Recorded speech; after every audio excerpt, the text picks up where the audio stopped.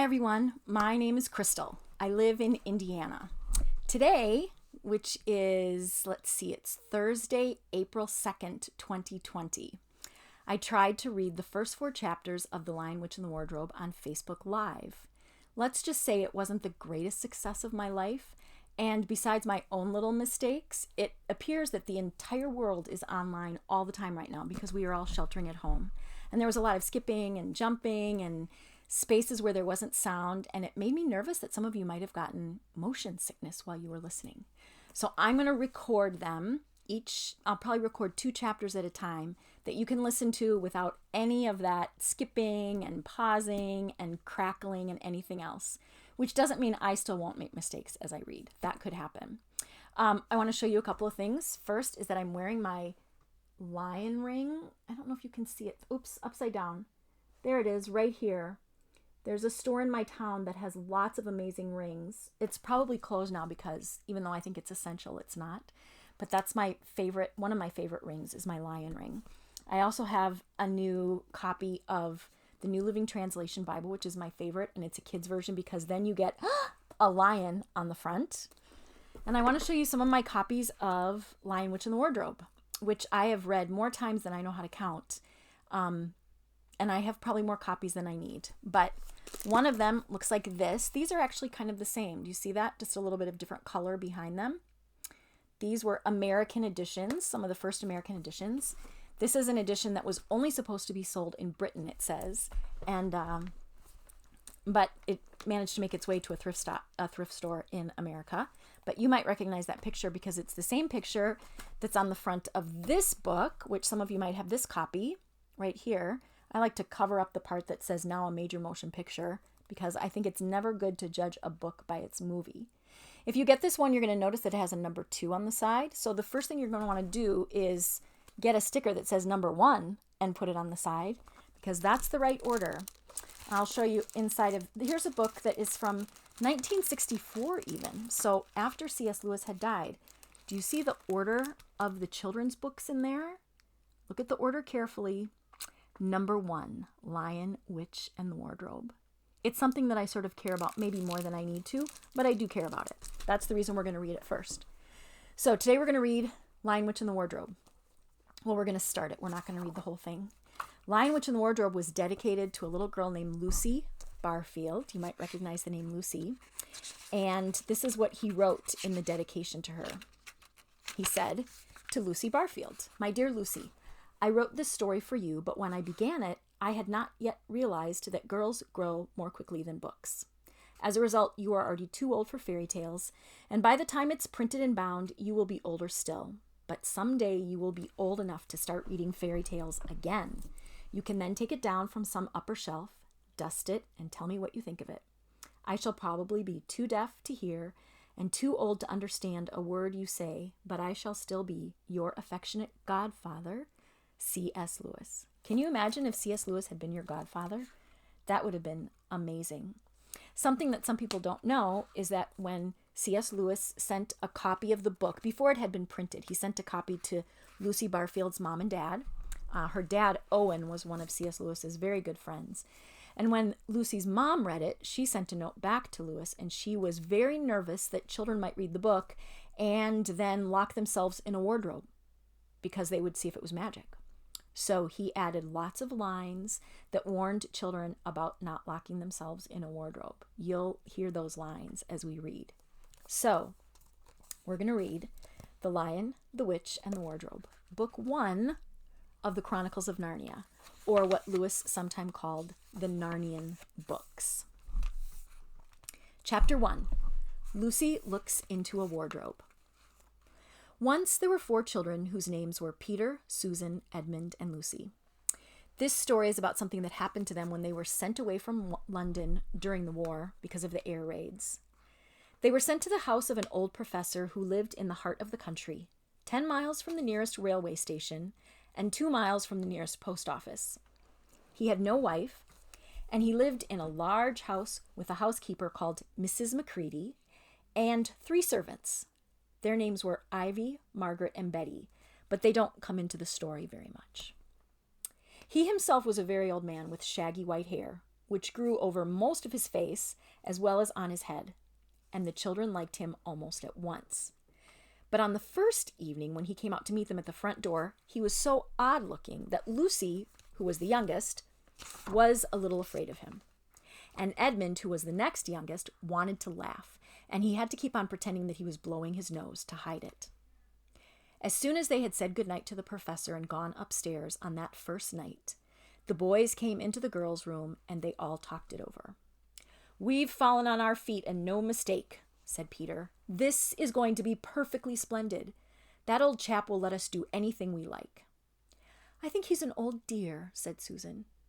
"Oh, come off it," said Edmund, who was tired and pretending not to be tired, which always made him bad-tempered. "Don't go on talking like that." "Like what?" said Susan. "And anyway, it's time you were in bed." "Trying to talk like mother," said Edmund. "And who are you to say when I'm to go to bed? Go to bed yourself." "Hadn't we all better go to bed?" said Lucy. "There's sure to be a row if we're heard talking here." "No, there won't," said Peter. "I tell you, this is the sort of house where no one's going to mind what we do. Anyway, they won't hear us. It's about 10 minutes' walk from here down to that dining room, and any amount of stairs and passages in between." "What's that noise?" said Lucy suddenly. It was a far larger house than she had ever been in before, and the thought of all those long passages and rows of doors leading into empty rooms was beginning to make her feel a little creepy. "It's only a bird, silly," said Edmund. "It's an owl," said Peter. "This is going to be a wonderful place for birds. I shall go to bed now. I say, let's go and explore tomorrow. You might find anything in a place like this. Did you see those mountains as we came along? And the woods? There might be eagles. There might be stags. There will be hawks." "Badgers," said Lucy. "Snakes," said Edmund. "Foxes," said Susan. But when the next morning came, there was a steady rain falling, so thick that when you looked out of the window, you could see neither the mountains, nor the woods, nor even the stream in the garden.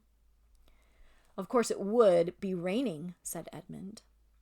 They had just finished breakfast with the professor and were upstairs in the room that he had set apart for them. A long, low room with 2 windows looking out in one direction and 2 in another. "Do stop grumbling, Ed," said Susan. 10 to 1, it'll clear up in an hour or so. And in the meantime, we're pretty well off. There's a wireless and lots of books." A wireless is what they used to call radios. "Not for me," said Peter. "I'm going to explore in the house." Everyone agreed to this, and that was how the adventures began. It was the sort of house that you never seemed to come to the end of, and it was full of unexpected places. The first few doors they tried led only into spare bedrooms, as everyone had expected that they would. But soon they came to a very long room full of pictures, and there they found a suit of armor. And after that was a room all hung with green that had a harp in one corner. And then came 3 steps down and 5 steps up, and then a kind of little upstairs hall and a door that led out onto a balcony, and then a whole series of rooms that led into each other and were lined with books. Most of them very old books, and some even bigger than a Bible in a church. And shortly after that, they looked into a room that was quite empty except for one big wardrobe, the sort that has a looking glass in the door. Can you see that? There was nothing else in the room at all except a dead blue bottle on the windowsill. That's a kind of fly. "Nothing there," said Peter, and they all trooped out again, all except Lucy. She stayed behind because she thought it would be worthwhile trying the door of the wardrobe, even though she felt almost sure that it would be locked. But to her surprise, it opened quite easily, and 2 mothballs dropped out. Looking into the inside, she saw several coats hanging up, mostly long fur coats. There was nothing Lucy liked so much as the smell and feel of fur. She immediately stepped into the wardrobe, and she got in among the coats, and she rubbed her face against them, leaving the door open, of course, because she knew that it is very foolish to shut oneself into any wardrobe. Soon she went further in and found that there was a second row of coats hanging up behind the first one. It was almost quite dark in there, and she kept her arms stretched out in front of her so as not to bump her face into the back of the wardrobe. She took a step further in, then 2 or 3 steps, always expecting to feel woodwork against the tip of her fingers, but she couldn't feel it. This must be a simply enormous wardrobe, thought Lucy, going still further in and pushing the soft folds of the coats aside to make room for her. Then she noticed that there was something crunching under her feet. I wonder, is that more mothballs, she thought, stooping down to feel it with her hands. But instead of feeling the hard, smooth wood of the floor of the wardrobe, she felt something soft and powdery and extremely cold. This is very odd, she said, and she went on a step or 2 further. Next moment, she found that what was rubbing against her face and hands was no longer soft fur, but something hard and rough and even prickly. Why, it's just like branches of a tree, exclaimed Lucy. And then she saw that there was a light ahead of her, not a few inches away where the back of the wardrobe ought to have been, but a long way off. Something cold and soft was falling on her. A moment later, she found that she was standing in the middle of a wood at nighttime with snow under her feet and snowflakes falling through the air. Lucy felt a little frightened, but she felt very inquisitive and excited as well. She looked back over her shoulder, and there, between the dark tree trunks, she could still see the open doorway of the wardrobe and even catch a glimpse of the empty room from which she had set out. She had, of course, left the door open, for she knew that it is a very silly thing to shut oneself into a wardrobe. It seemed to be still daylight there. I can always get back if anything goes wrong, thought Lucy. So she began to walk forward, crunch, crunch, crunch, over the snow and through the wood towards the other light. In about 10 minutes, she reached it and found that it was a lamp post. As she stood looking at it, wondering why there was a lamp post in the middle of a wood, and wondering what to do next, she heard a pitter-patter of feet coming towards her. And soon after that, a very strange person stepped out from among the trees into the light of the lamp post. He was only a little taller than Lucy herself, and he carried over his head an umbrella that was white with snow. From the waist upwards, he was like a man, but his legs were shaped like a goat's. The hair on them was glossy black, and instead of feet, he had goat's hoofs. He also had a tail, but Lucy didn't notice this at first because it was neatly caught up over the arm that held the umbrella so as to keep it from trailing in the snow. He had a red woolen muffler around his neck, and his skin was rather reddish, too. He had a strange but pleasant little face, with a short, pointed beard and curly hair. And out of the hair there stuck 2 horns, one on each side of his forehead. One of his hands, as I have said, held the umbrella, and in the other arm he carried several brown paper parcels. What with the parcels and the snow, it looked just as if he had been doing his Christmas shopping. He was a fawn, and when he saw Lucy, he gave such a start of surprise that he dropped all of his parcels. "Goodness gracious me!" exclaimed the fawn. There's a picture of the lamppost.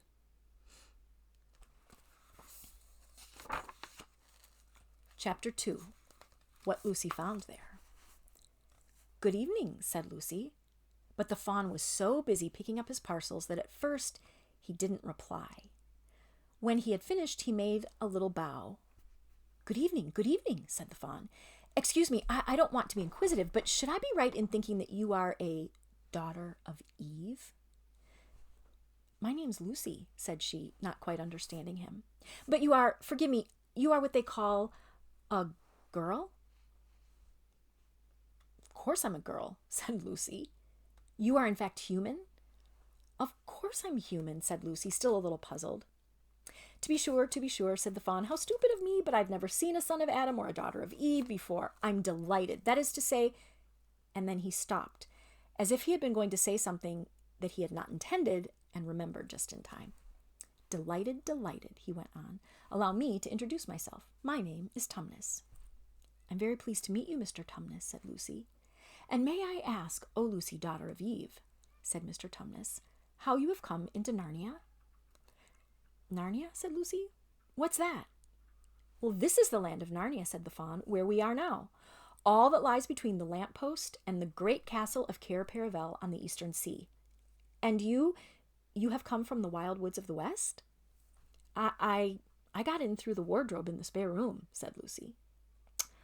Ah, said Mr. Tumnus in a rather melancholy voice. If only I had worked harder at geography when I was a little fawn, I should no doubt know all about those strange countries. It's too late now. But they aren't countries at all, said Lucy, almost laughing. It's only just back there. At least, I'm not sure. It's summer there. Meanwhile, said Mr. Tumnus, it is winter in Narnia, and has been for ever so long, and we shall both catch cold if we stand here talking in the snow. Daughter of Eve, from the far land of Spare where eternal summer reigns around the bright city of Wardrobe, how would it be if you came and had tea with me? Thank you very much, Mr. Tumnus, said Lucy, but I was wondering whether I ought to be getting back. It's only just around the corner, said the fawn, and there will be a roaring fire, and toast, and sardines, and cake. Well, it's very kind of you, said Lucy, but I shan't be able to stay long. If you will take my arm, daughter of Eve, said Mr. Tumnus, I shall be able to hold the umbrella over both of us. That's the way. Now, off we go. And so Lucy found herself walking through the wood, arm in arm with this strange creature, as if they had known one another all their lives. And also, look at my necklace. Can you see it? Oh, it's kind of... There they are. Tumnus and Lucy walking under the umbrella. They hadn't gone far before they came to a place where the ground became rough, and there were rocks all about, and little hills up and little hills down. At the bottom of one small valley, Mr. Tumnus turned suddenly aside, as if he were going to walk straight into an unusually large rock. But at the last moment, Lucy found that he was leading her into the entrance of a cave. As soon as they were inside, she found herself blinking in the light of a wood fire. Then Mr. Tumnus stooped, and he took a flaming piece of wood out of the fire with a neat little pair of tongs, and he lit a lamp. Now we shan't be long, he said, and immediately put a kettle on. Lucy thought she had never been in a nicer place. It was a little, dry, clean cave of reddish stone with a carpet on the floor and 2 little chairs. One for me and one for a friend, said Mr. Tumnus. And a table and a dresser and a mantelpiece over the fire, and above that a picture of an old fawn with a gray beard. In one corner there was a door, which Lucy thought must lead to Mr. Tumnus' bedroom, and on one wall was a shelf full of books. Lucy looked at these while he was setting out the tea things. They had titles like The Life and Letters of Silenus, or Nymphs and Their Ways, or Men, Monks, and Gamekeepers, a Study in Popular Legend, or Is Man a Myth? Now, daughter of Eve, said the fawn. And really it was a wonderful tea. There was a nice brown egg, lightly boiled for each of them, and then sardines on toast, and then buttered toast, and then toast with honey, and then a sugar-topped cake. And when Lucy was tired of eating, the fawn began to talk. He had wonderful tales to tell of life in the forest. He told about the midnight dances, and how the nymphs who lived in the wells and the dryads who lived in the trees came out to dance with the fawns. He told about long hunting parties after the milk-white stag who could give you wishes if you caught him. About feasting and treasure-seeking with the wild red dwarfs in deep mines and caverns far beneath the forest floor. And then about summer when the woods were green and old Silenus on his fat donkey would come to visit them, and sometimes even Bacchus himself, and then the streams would run with wine instead of water, and the whole forest would give itself up to jollification for weeks on end. Not that it isn't always winter now, he added gloomily. There's a picture of them sitting and talking together. Then, to cheer himself up, he took out from its case on the dresser a strange little flute that looked as if it were made of straw, and he began to play. And the tune he played made Lucy want to cry and laugh and dance and go to sleep all at the same time. It must have been hours later when she shook herself and said, "Oh, Mr. Tumnus, I'm so sorry to stop you, and I do love that tune, but really I must go home. I only meant to stay for a few minutes." "It's no good now, you know," said the fawn, laying down his flute and shaking his head at her very sorrowfully. "No good," said Lucy, jumping up and feeling rather frightened. What do you mean? I've got to go home at once. The others will be wondering what has happened to me. But a moment later she said, Mr. Tumnus, whatever is the matter? For the fawn's brown eyes had filled with tears, and then the tears began trickling down his cheeks, and soon they were running off the end of his nose, and at last he covered his face with his hands, and he began to howl. Mr. Tumnus, said Lucy in great distress. Don't! What is the matter? Aren't you well? Dear Mr. Tumnus, do tell me what's wrong. But the fawn continued sobbing as if his heart would break, and even when Lucy went over and put her arms around him and lent him her handkerchief, he didn't stop. He merely took the handkerchief and he kept on using it, wringing it out with both hands whenever it got too wet to be any more use, so that presently Lucy was standing in a damp patch, because he kept twisting it like this so that his tears would come out of it. Mr. Tumnus, bawled Lucy in his ear, shaking him. Do stop. Stop it at once. You ought to be ashamed of yourself, a great big fawn like you. What on earth are you crying about? Oh, sobbed Mr. Tumnus. I'm crying because I'm such a bad fawn. I don't think you're a bad fawn at all, said Lucy. I think you're a very good fawn. In fact, you're the nicest fawn I've ever met. Oh, you wouldn't say that if you knew, said Mr. Tumnus between his sobs. No, I'm a bad fawn. I don't suppose there ever was a worse fawn since the beginning of the world. But what have you done? Asked Lucy. My old father now, said Mr. Tumnus, that's his picture over the mantelpiece. He would never have done a thing like this. A thing like what? Said Lucy. Like what I've done, said the fawn.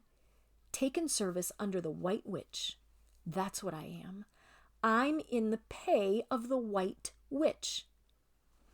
The White Witch? Who is she? Said Lucy. Why, it's she that has got all Narnia under her thumb. It's she that makes it always winter. Always winter and never Christmas. Think of that. How awful, said Lucy. But what does she pay you for? That's the worst of it, said Mr. Tumnus with a deep groan. I am a kidnapper for her. That's what I am. Look at me, daughter of Eve. Would you believe that I'm the sort of fawn to meet a poor innocent child in the wood, one that has never done me any harm, and pretend to be friendly with it, and invite it home to my cave, all for the sake of lulling it asleep and then handing it over to the White Witch? No, said Lucy, I'm sure you wouldn't do anything of the sort. But I have, said the fawn. Well, said Lucy rather slowly, for she wanted to be truthful and yet not to be too hard on him. Well, that was pretty bad, but you're so sorry for it that I'm sure you will never do it again. Daughter of Eve, don't you understand? Said the fawn. It isn't something I have done.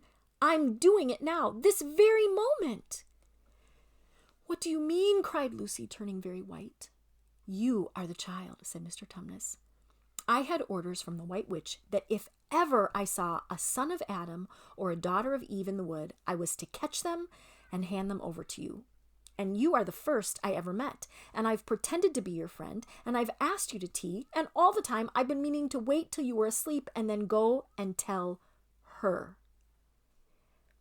Oh, but you won't, Mr. Tumnus, said Lucy. You won't, will you? Indeed, you really mustn't.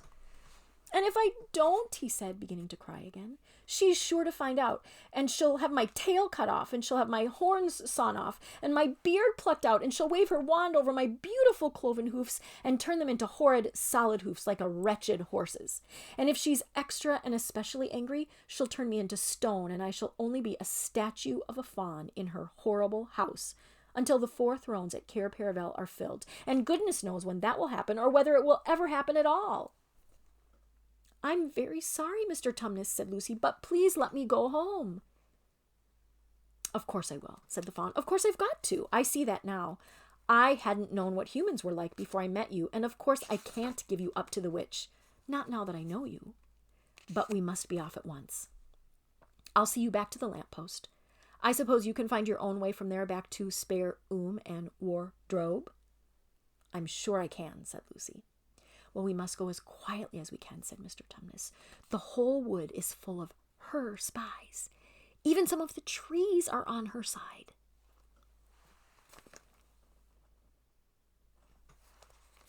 They both got up and left the tea things on the table, and Mr. Tumnus once more put up his umbrella and gave Lucy his arm, and they went out into the snow. The journey back was not at all like the journey to the Fawn's Cave.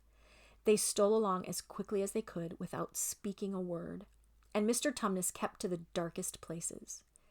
Lucy was relieved when they reached the lamp-post again. "Do you know your way from here, daughter of Eve?" said Tumnus. Lucy looked very hard between the trees, and she could just see in the distance a patch of light that looked like daylight. "Yes," she said, "I can see the wardrobe door." "Then be off home as quick as you can," said the Fawn. "And can you ever forgive me for what I meant to do?" "Why, of course I can," said Lucy, shaking him heartily by the hand. "And I do hope you won't get into dreadful trouble on my account." "Farewell, daughter of Eve," said he. "Perhaps I may keep the handkerchief?" "Rather," said Lucy, and then she ran towards the far-off patch of daylight as quickly as her legs would carry her. And presently, instead of rough branches brushing past her, she felt coats, and instead of crunching snow under her feet, she felt wooden boards. And all at once she found herself jumping out of the wardrobe into the same empty room from which the whole adventure had started. She shut the wardrobe door tightly behind her and looked around, panting for breath. That's because she was running, and running fast is such a bad idea. It was still raining, and she could hear the voices of the others in the passage. "I'm here," she shouted. "I'm here. I've come back. I'm all right."